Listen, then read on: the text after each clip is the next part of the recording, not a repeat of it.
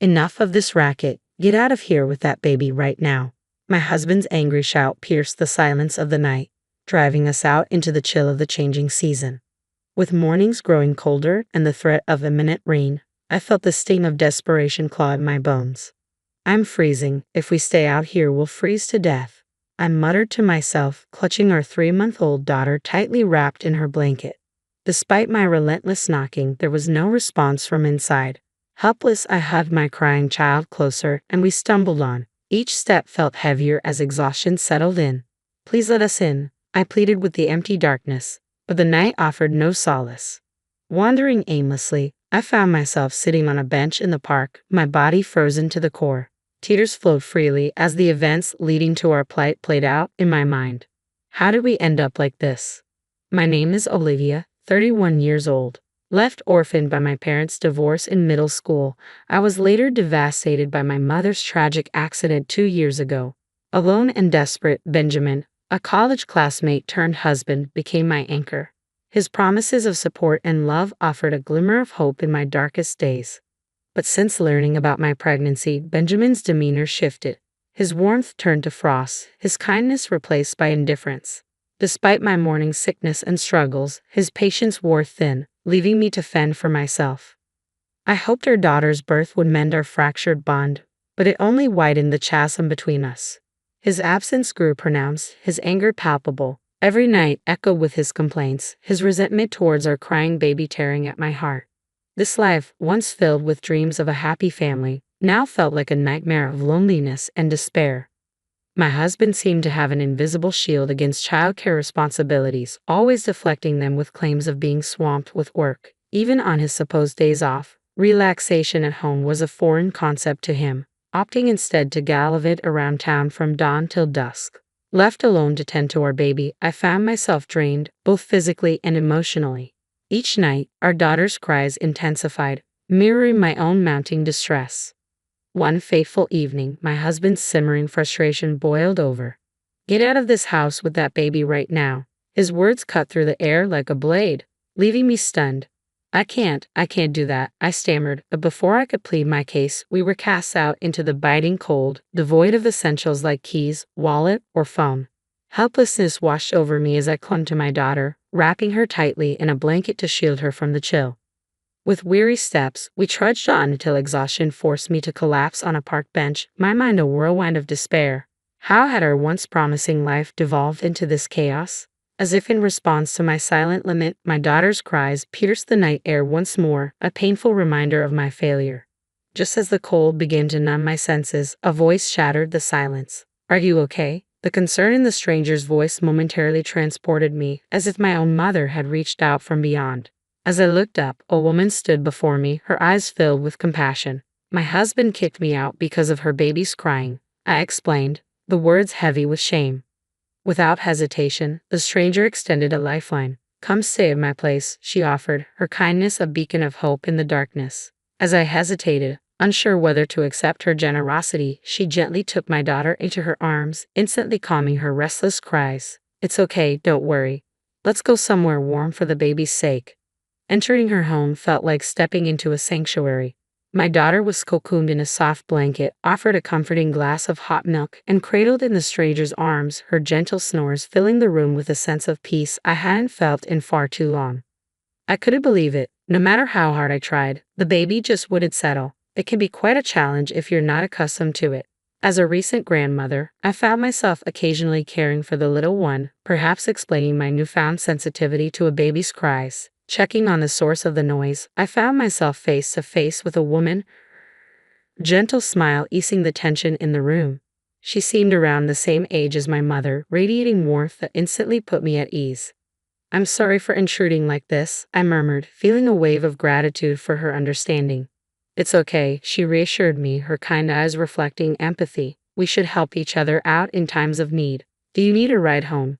Do you live nearby? I hesitated, memories of being cast out still fresh in my mind. No, I might just get thrown out again, I confessed, my voice faltering. Without missing a beat, she offered her hospitality.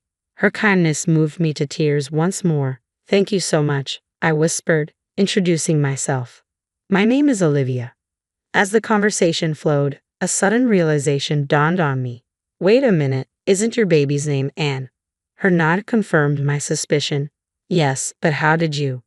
It turns out this woman was Jackson, my husband's direct superior.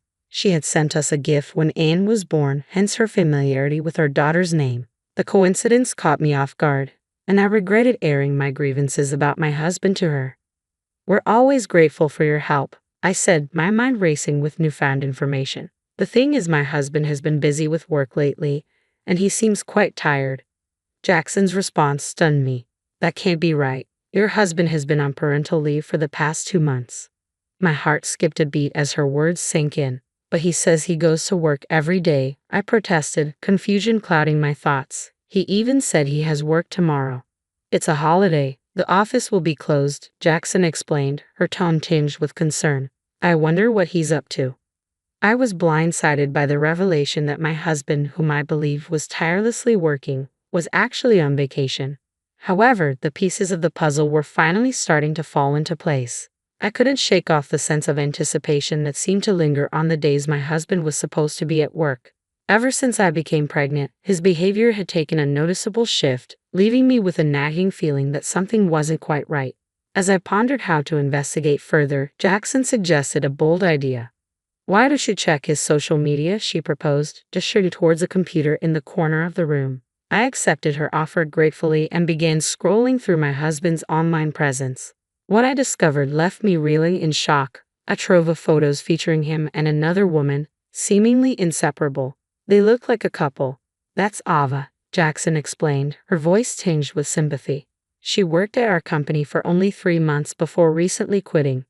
The pieces fell into place, confirming my worst fears. Though I had harbored suspicions, the reality of my husband's affair hit me harder than I had anticipated. Do you know her address, her contact information? I asked, my voice trembling with emotion. But Jackson hesitated, her concern evident. I'm sorry, I shouldn't have mentioned her name. It's personal information, and I can't disclose it, she replied gently, offering me solace in my moment of vulnerability. As I deflated, Jackson extended her support. I'll do everything I can to help with anything else, she assured me. But my attention was drawn back to the screen, where a series of photos showcased my husband and his mistress living a life of luxury, dining at the prestigious Paris hotel. The realization hit me like a ton of bricks.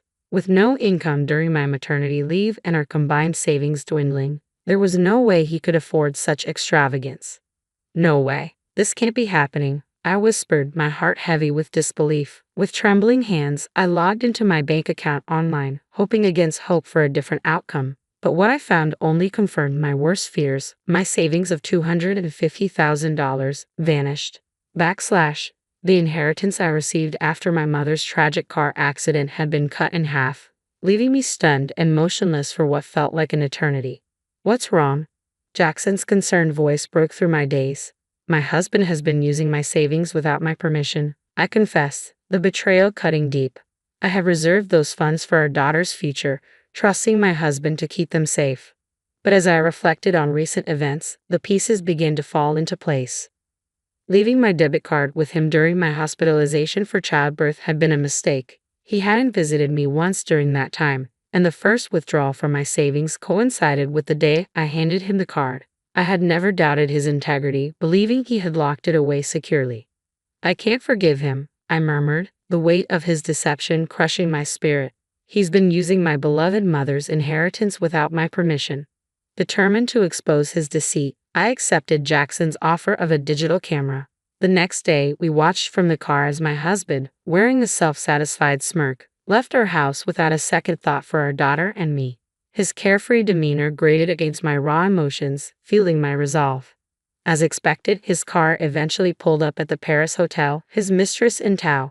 With practiced ease, they strolled into the restaurant, oblivious to the pain they caused. Entrusting our daughter to Jackson's care, I took a seat behind them, steeling myself for the confrontation to come. I've had enough of Olivia's stubbornness, my husband's callous words echoed in my ears. Finally kicked her out last night. Now she's filed for divorce. I'll get the compensation from her mother's accident, and maybe even alimony. You're despicable, Jackson retorted, her disgust palpable. Your wife doesn't even realize you're after her money. You've been using her vulnerability since her mother passed away. but having a child was an unexpected obstacle. The shock of his admission left me speechless, my mind reeling with disbelief. Oblivious to my turmoil, my husband swaggered towards the elevator with his mistress, the key to their hotel room dangling from his fingers. As I stealthily followed them, even though it was just a fleeting moment before the elevator arrived, they embraced and began to kiss. Despite bracing myself, witnessing the affair unfold before my eyes was agonizing. A shiver ran down my spine as my husband's callous words echoed in my ears. "This is a pre-celebration for kicking Olivia out. Let's have a blast today." Unable to find my voice, I watched helplessly as the elevator doors closed, swallowing them up and leaving me behind. Frustration and sadness overwhelmed me, rendering me unable to stand. Collapsing to my knees, I felt a profound shift within me. The grief that had gripped my heart began to morph into a simmering desire for revenge. Betrayal of this magnitude was too cruel to ignore. I couldn't simply let it slide. That evening, timing my return to coincide with my husband's arrival home from work, I made my way back to the house. "Whoa, look who's back," he greeted me with mock surprise. "I'm sorry. I'll do whatever you say from now on. Please let me back in the house," I pleaded, masking my rising anger behind a facade of submission. It was time to tighten the noose around him, to play the part of the obedient wife and bide my time. "Fine. From now on, I'm not giving you any living expenses. Do whatever you want," he declared, his arrogance undiminished. Without a word of dissent and without broaching the subject of divorce, I made it clear that I was onto him.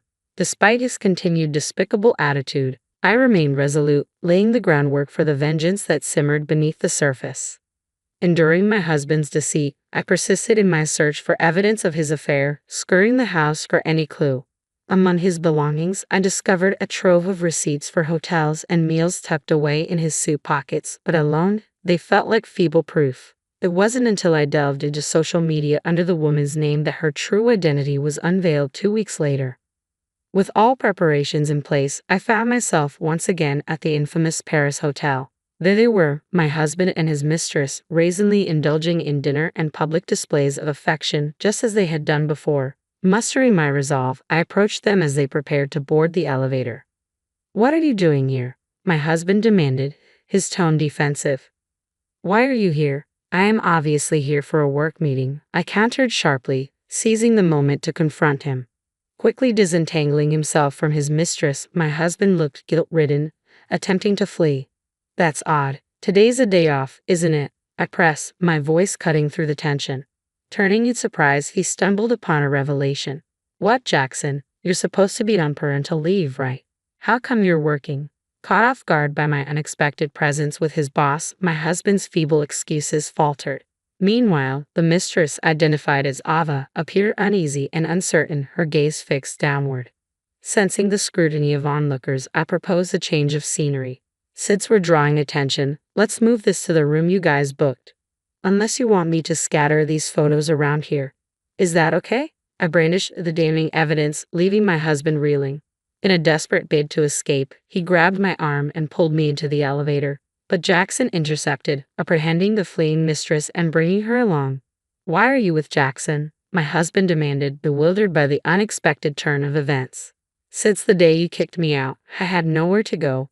Jackson heard our daughter crying in the park and invited me in," I explained, seizing the opportunity to expose his hypocrisy. As we entered the room, a tense silence descended, marking the beginning of a confrontation long overdue. Dumping all the evidence onto the table, I watched as shock rippled across their faces. "What are these photos?" my husband stammered, his voice betraying a hint of panic. "I was here the day after you kicked me out of the house. It was shocking, but I took these as evidence of your affair," I explained, my tone steely with resolve. "That's low. That's my line," my husband retorted, his attempt to deflect criticism falling flat in the face of my accusations. His silence spoke volumes, but I pressed on. "I'm aware you used my savings without my consent. That money was a legacy from my mother," I continued, my voice unwavering. "That's our shared property. I don't see an issue with me using it," he countered, his arrogance grating against my sense of injustice. "It's not shared property. It's mine and mine alone," I insisted, refusing to back down. "You will return the $120,000 you used." "Come on, we're married. Let's not get into such tedious matters," he dismissed, his indifference fueling my frustration. Exhausted by his callousness, I reached into my bag and pulled out the divorce papers, slamming them onto the table with finality. I'm fed up with you. Fill out these divorce papers immediately. That's a leap, don't you think? Didn't I hear you say you wanted me to bring up divorce? He protested, his attempt to deflect blame falling on deaf ears. I played a recording of the conversation we had during a previous meal, his hurtful words reverberating throughout the room. Give me a break, not a chance to think. You approached me just for my money, his voice echoed, each syllable a painful reminder of his betrayal. It all became clear after I heard our conversation from that day. That's why you became so cold all of a sudden, I declared, my voice steady despite the turmoil within. There's a lot to the situation. I don't want to hear any excuses or lies, I continued, my resolve unyielding. Pay me $20,000 for the affair, $10,000 for all the times you mistreated me, $120,000 for the money you took from my savings, and $110,000 for child support until our daughter turns 20. That's a total of $260,000 in one lump sum. What mistreatment? He protested, his voice tinged with desperation. But there was no denying the truth of his actions. You kicked me and our daughter out of the house in the middle of the night and didn't provide living expenses, I countered, my voice unwavering. Clearly caught off guard, he attempted to salvage the situation. Just calm down, let's talk this out, he pleaded, his tone bordering on pathetic. But there was no room for negotiation. Don't mock me, and don't think you're out of this either. I'll be seeking $20,000 in damages from you too, I retorted, my gaze unwavering. Turning to face his mistress, I could see the color drain from her face. I have to pay too, of course. But in return, I'm divorcing him, so you two can be open about your relationship. That should be a relief, right? I remarked, my tone cutting. As the reality of his situation sank in, my husband's desperation reached a fever pitch. Please spare me this one time. I'll be a good husband, I promise, he begged, his tears and snot a sorry sight. But his pitiful display only served to strengthen my resolve. Turning my back on him, I took the house keys and card case from his bag. I sold the house that was in my name. Jackson reported everything to the company, and it seems you're going to be fired, I informed him, my voice devoid of emotion. As we left the room, I knew it was the end of an era. I didn't want to see my husband ever again, so I arranged for a divorce through a lawyer. I reflected, my mind already moving forward. I demanded compensation for the divorce, the money he had squandered, and child support.